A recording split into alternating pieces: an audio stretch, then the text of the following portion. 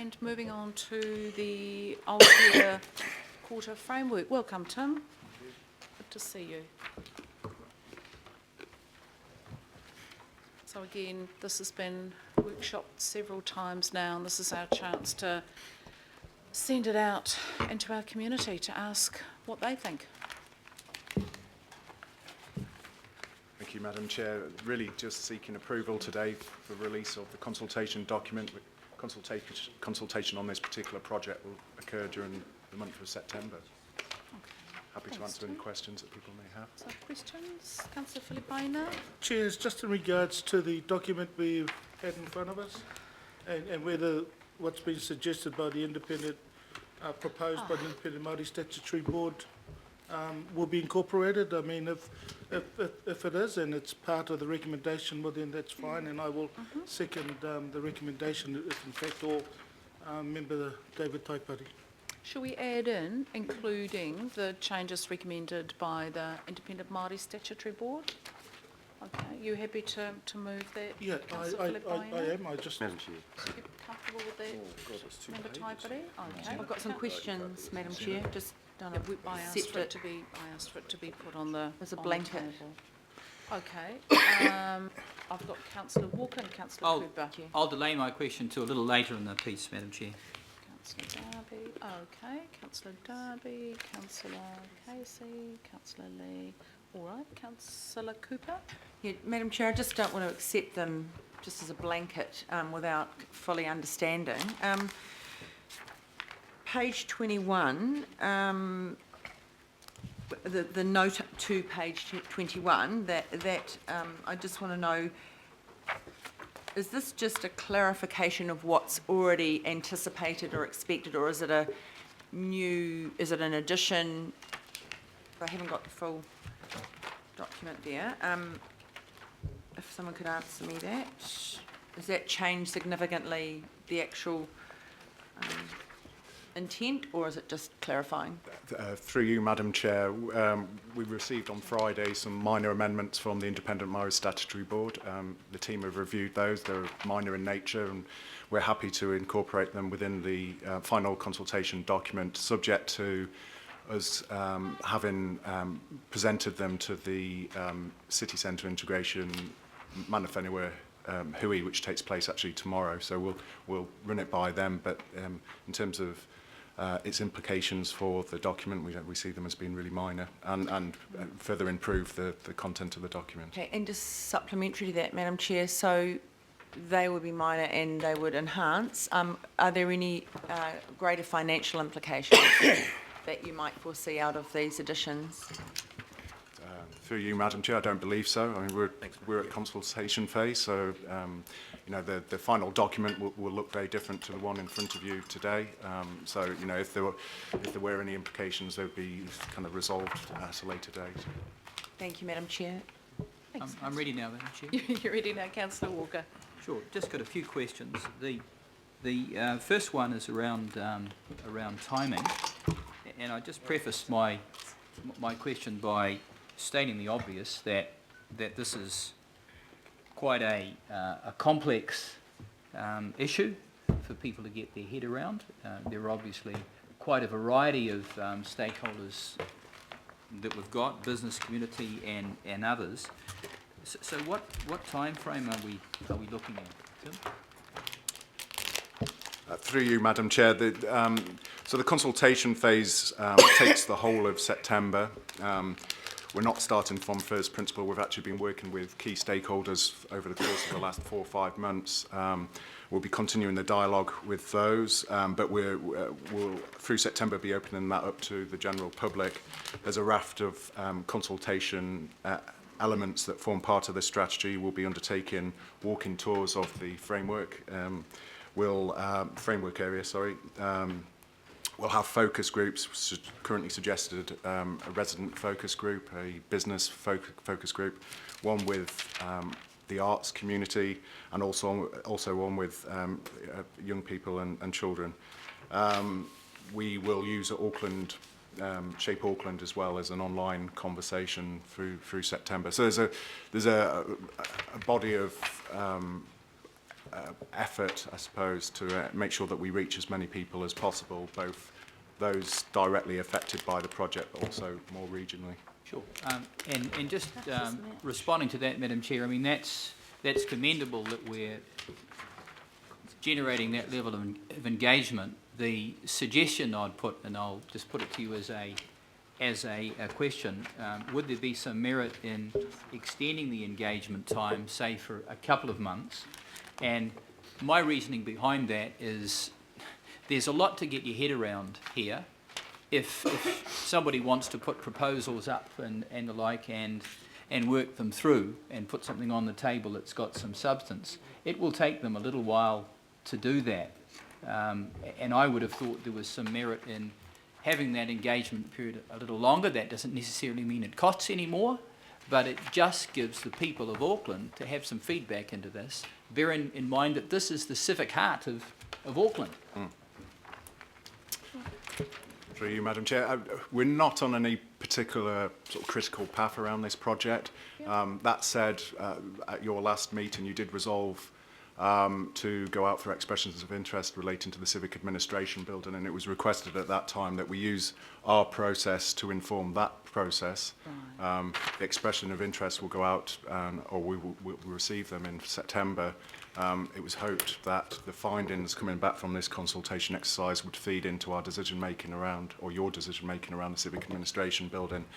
That said, I mean, that's a discrete component of the overall conversation, so there's no reason why we can't, kind of treat that as such a discrete element and continue the conversation into October. The other question I've got, and again it goes to timing, but it's broader. What sort of forward period? What sort of vision does this cover? Are we looking at something for the next 50 years, 100 years, or the like? We're talking about a long-term time frame, I'm assuming. Yeah, it has a 20-year horizon.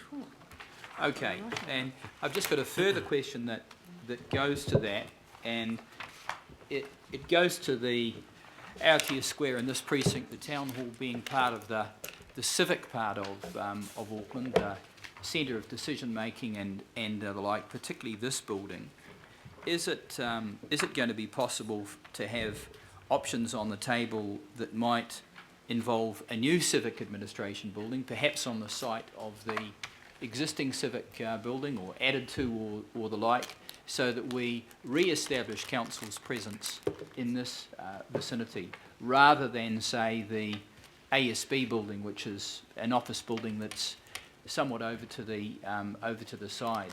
And might it be possible, as part of that process, to get some interest and consider some of the financials around that, which might involve the sell down of that building over time? Through you, Madam Chair. The direction we received at the last Auckland Development Committee was that we'd have a reasonably open expression of interest process around the civic administration in terms of its end use. There was an expectation that we, in the first instance, would try and retain the building and see what level of interest there was. So there's certainly nothing at this stage that precludes a future civic use of the building, and I guess that conversation will occur once we've received expressions of interest and we understand what level of interest there might be. And my last question just goes to the integration, the meshing of this process and the related process that you described as discrete around the civic administration building. I'd suggest that those two processes are actually quite closely bound, and if it means pushing out, say, a month or the like, the process around the civic administration building, so that these two processes can be better meshed, then that would be a desirable outcome. And that's not just the civic administration building itself, it's actually the entire site. Okay. So I just invite a response from Tim on that. Through you, Madam Chair, we have now a set programme for the civic administration building. Actually was set down at the last Auckland Development Committee, where you invited us to deliver an outcome by a certain day. I think it was March of 16, sorry. So we're having to work back from that delivery date. So my question around that is, and just looking at the critical path of that process, do we have a bit of latitude in that process? Might we not get a better result if we extend the civic start out a bit? Through you, Madam Chair, I don't think there's a great deal of flex within that programme in terms of meeting that March 2016 date. That said, the process by its very nature is iterative, so there will be conversation with yourselves through this committee led by ACPL on the outcome of the expression of interest and where kind of the forward direction on that. So there's every possibility of the feedback coming through the Altea framework being folded into that process. And will that be Development Auckland that will be picking it up at a later point? Yeah. Okay, thank you. Yep. Thanks, councillor. That's quite a useful scene setter because the one is kind of predicated on the other. So thank you for clarifying that. And I guess we can just sit with your suggestion of do we want to push the consultation time frame or not. So we'll take some feedback on that. Councillor Darby. Oh, look, just when you're ready, I'll move it. I don't have any questions. So. Cool. Okay. I've got Councillor Casey, Councillor Lee, Councillor Wood. Hi Tim, it's the same questions I raised at the workshop with regard to the CBD's homeless population, and I'd just like to say thank you for including a question about rough sleepers in the list of questions on page 99, but it's a question for the general public about rough sleepers as opposed to a question for rough sleepers. And in the text you say that we need to better understand the needs of rough sleepers, and I agree with that. So when you listed the stakeholder groups, you mentioned business, residents, young people, the arts. You didn't mention LifeWise and the Auckland City Mission and the homeless people themselves. So those questions I'd like to see being asked of the homeless people themselves. So I wondered if you've got that on your schedule of to-do things. Yeah, thank you. Yeah, that was a particular group that I omitted to mention. We will be talking to LifeWise, have been, and the City Mission. Rough sleepers themselves is another proposition and actually something we'd be keen to do. We have a consultant engagement advisor on board at the moment, and we can certainly try and brief them around that particular issue and see if we can get some insight. Well, I would suggest you don't actually need a consultant, but LifeWise and the City Mission will facilitate your access to homeless people to give their views the same as everybody else. I don't think it's a huge exercise, but a really necessary one. My second point is, when you talk about residents, including rough sleepers, being safe in the inner city, how do sprinklers and shop doorways comply with that? I think that might be a Regan bylaw issue, Councillor Casey. I don't think we can put that in the Altea. Some of us might say it utterly doesn't. It's an abhorrent thing, but I think we might need to look at Regan bylaws. Do you want to comment, Dave? Just on the sprinklers and doorways, I think, Councillor Casey, we've already provided you feedback on, or certainly maybe Councillor Penrose under the tools we've got, care of bylaws, that may allow us to influence what happens there. We don't actually, as I recall, have any legal authority to stop somebody having a sprinkler in their entranceway, but we do have influence, and we have discussions with those people about maybe what the right thing to do is and whether there's other design solutions, but it's not something we have power to give effect to. Well, just in finishing, the only problem I still have with the document is that rough sleepers are an issue. I know they're now in the opportunity section as well, but because of the issue that they're in there as an issue, and the question is about what, if anything, could the council and its partners do to assist rough sleepers in the area, I can imagine you'll get a wide range of responses, and I think it's just that. I don't feel that they've been included in any kind of positive way. That as a legitimate, they are a legitimate group that use the CBD, and they haven't been included like that. They're almost a footnote. So I'll be interested to see the responses you get, but I'd be more interested to see the responses you get from the rough sleepers themselves. Yes. Thank you. Yep, good. Councillor Lee. Yeah, I I note the very strong emphasis on Maori cultural aspects, and I wonder how that sits with a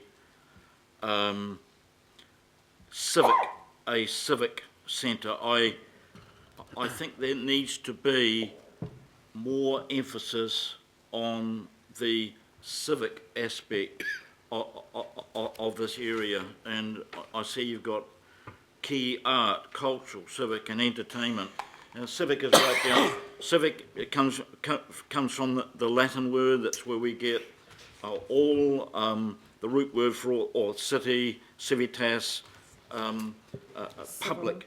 And I think that we need to put more emphasis on the Aotea quarter as the that contains the principal civic square for Auckland. It is a centre for the democratic government and administration of the Auckland region. I think there needs to be a little bit more emphasis on that aspect of it. We are a democratic, secular society. That's our strength.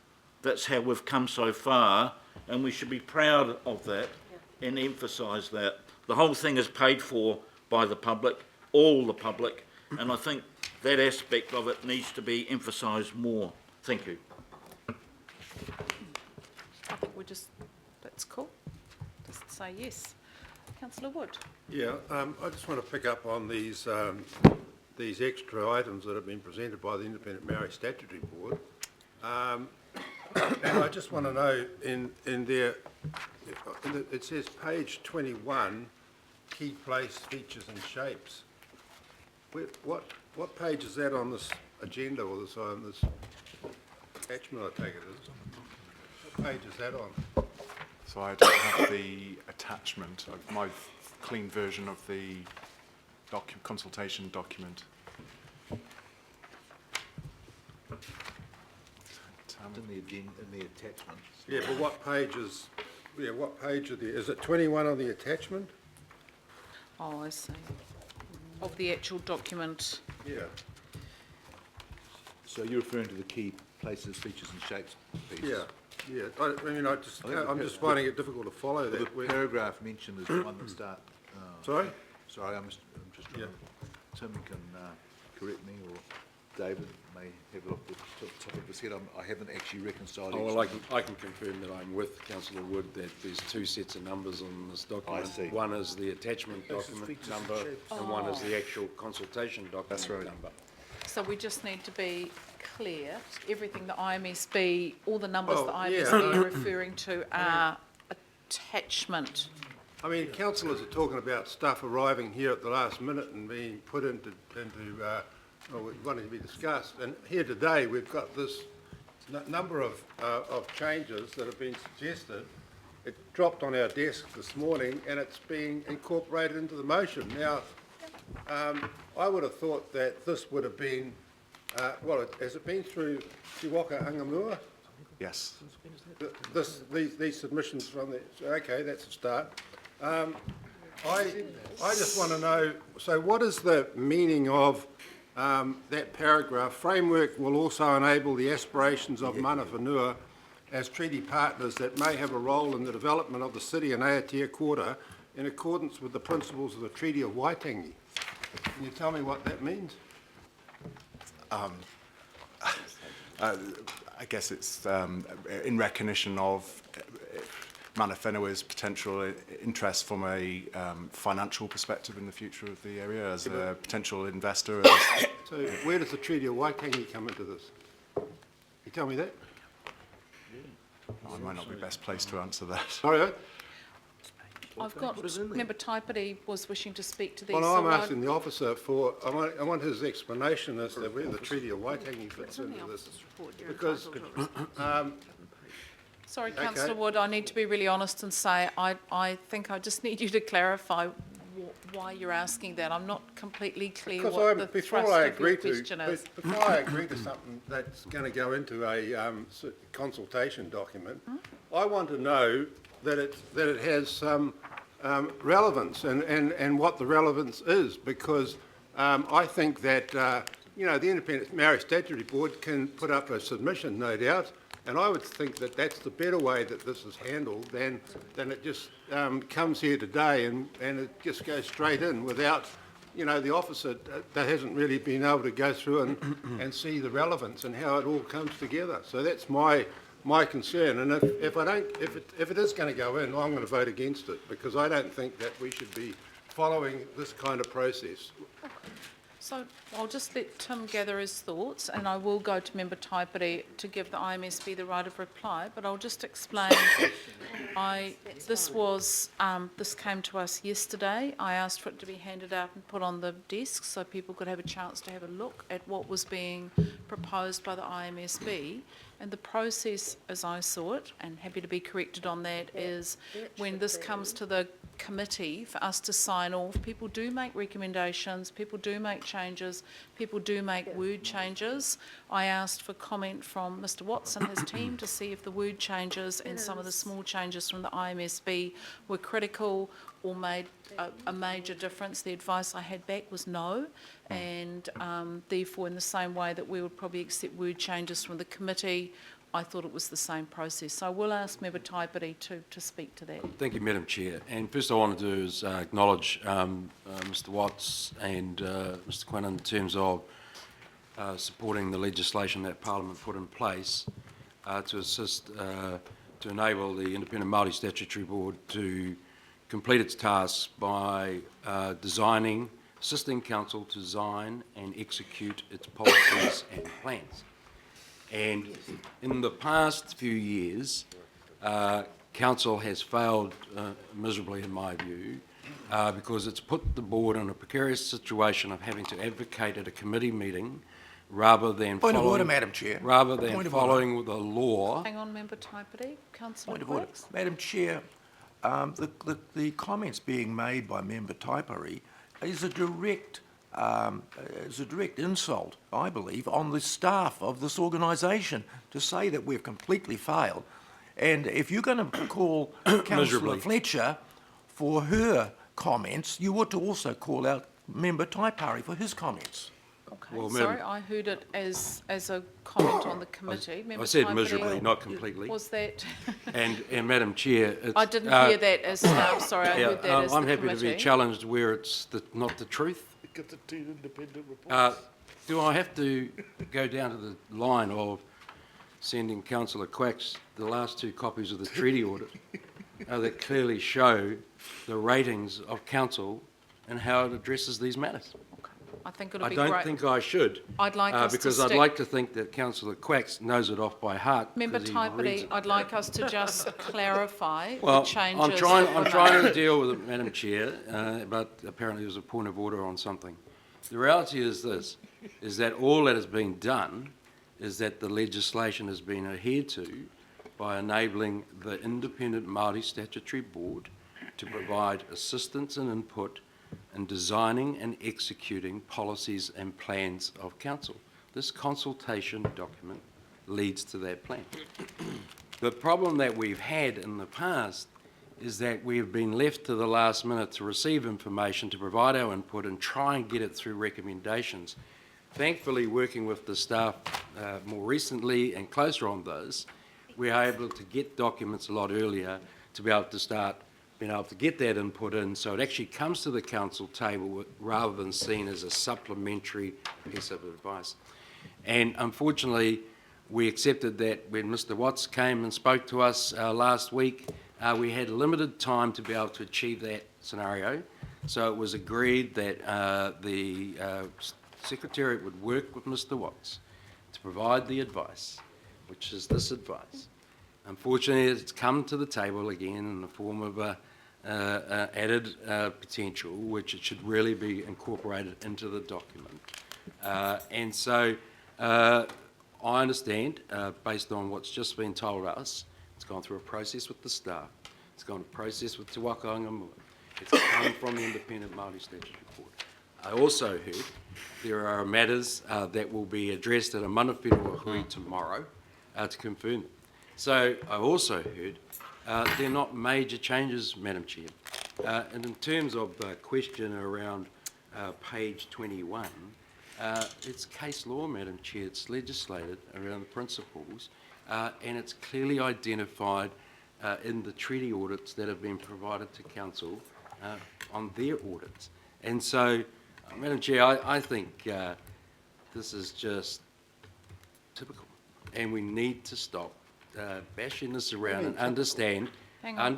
Well, sorry. Members, Sorry, Madam if we Chair. can- we've I had a- apologise for the word typical. This Apology accepted. reflects the treaty audit findings of what has been going on for many years. So all I'm saying is, you want to call Auckland the most livable city, you want to be inclusive, you want to recognise the identity of Māori and all those things.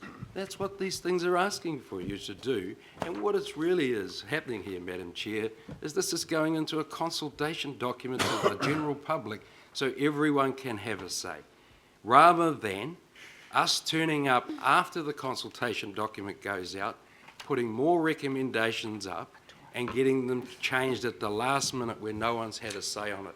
So, Madam Chair, this is a transparent process to the public of Auckland so they can have their say on the matters that affect us all. Kia ora. Thank you. That's clear.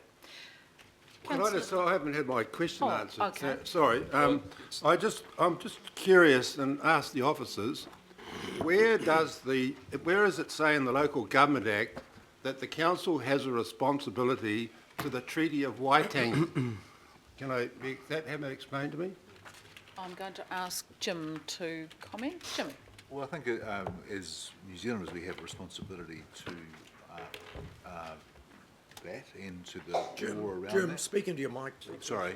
I think we have a general responsibility to acknowledge the treaty and to take into account. So I don't think there's any great surprise in that. The balance will be how we consult with iwi over time, but it's taking respect for that. In terms of the comments that have been made, I just want to assure you that member Type and I have talked.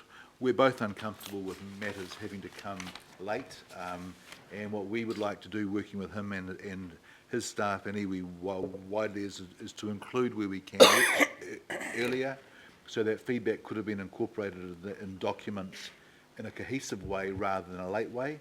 That would make his role much easier, it makes our role much easier, and it also gives everybody time to consider these things in a better way. So that's work in progress for us.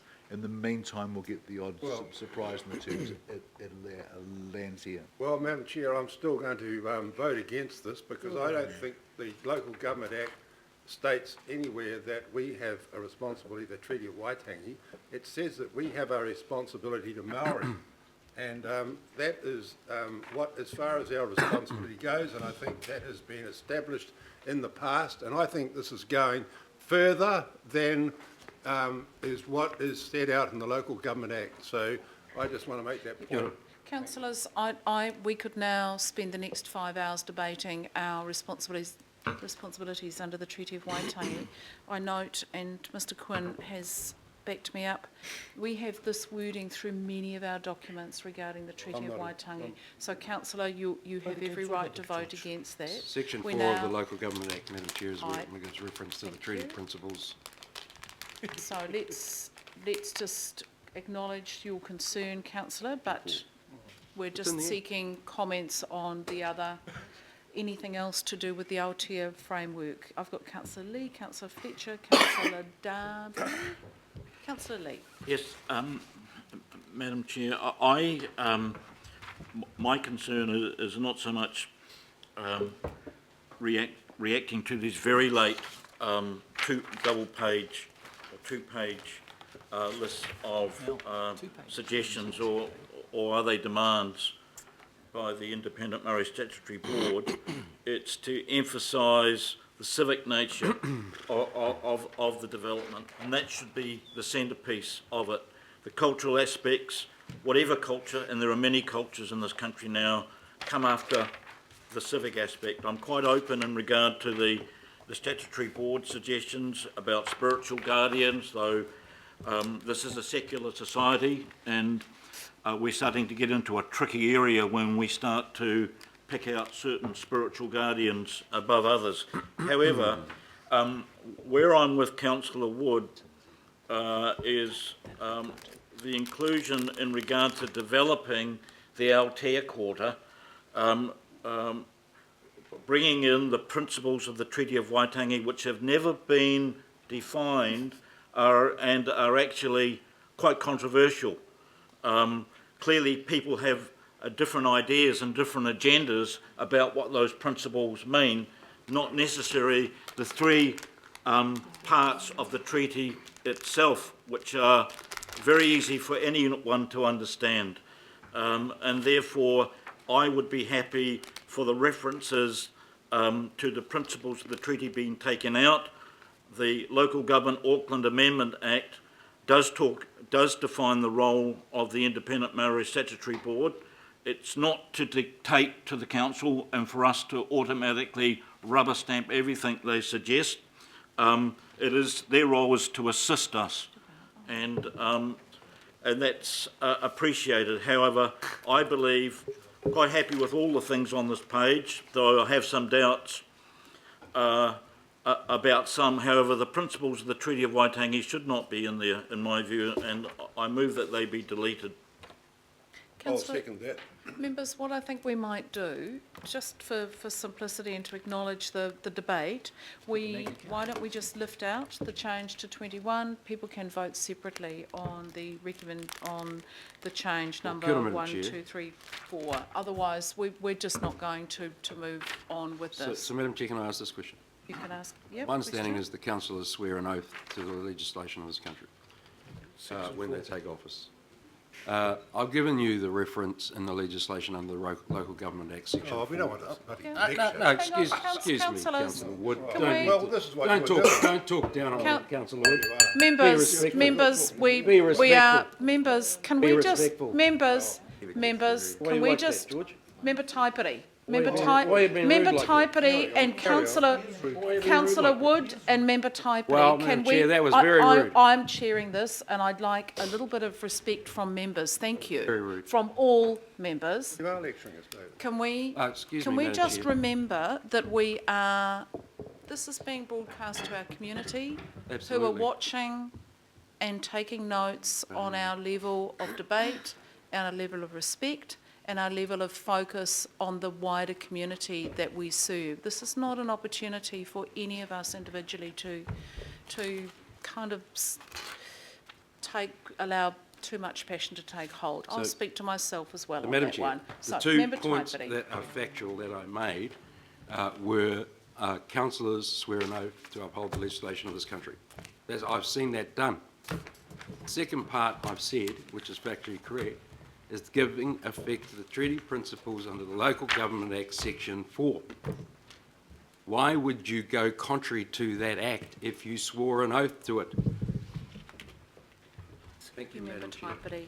We will still separate it out because if councillors and members are of a mind, despite that advice, to still vote that way, that is their democratic right, and we've discussed the issue of democracy this morning. Councillor Fletcher. Madam Chair, I acknowledge in the room today the Deputy Chair of the Domain Committee, and one of the, from the inaugural meeting of the main Domain Committee, there was this very issue also raised, and there was a desire to meet the statutory requirements, but there was uncertainty around reference to mana whenua or reference to the treaty. I think that this is increasingly going to become a challenge for council to respond to effectively, and it would be very useful as a result of the discussion here today, and perhaps save time for other committees in the future, if staff could form a formal position to give guidance to the chairs of committees on this very matter, because there is no intention to be disrespectful, but there certainly is an intention to properly address the issues and give weighting in those areas where councillors might see fit. With regards to the actual document itself, I want to just draw attention to what I think is a deficiency, and that is under Legacy Auckland City, one of the real points of difference in legacy Auckland City was acknowledgement of the fact that we have the largest population in the entire world of Pacifica people. And I think that just simply, and I know that this is something that Councillor Walker is also concerned about, other cultural identities, does not actually do justice to those people, the Pacifica population that we have, that is such an important defining population for this beautiful city. And when you think of the importance in civic space of the Aotea Quarter, I think we are also potentially at risk of being disrespectful to that community, and I want to know what input there was from the Pacifica panel into this, and whether there was any consultation. Through you, Madam Chair, we're just about to embark on the consultations that we've engaged with a number of stakeholder groups. I'm not quite sure, I can't answer here and now whether we engaged with that particular group, but I think your point is well made, and perhaps we do need to amend the wording to better capture that Because I think community. other cultural identities, if I were to read that, and given the role of the Pacifica people, I think I would take great offence at that. Yeah. Okay.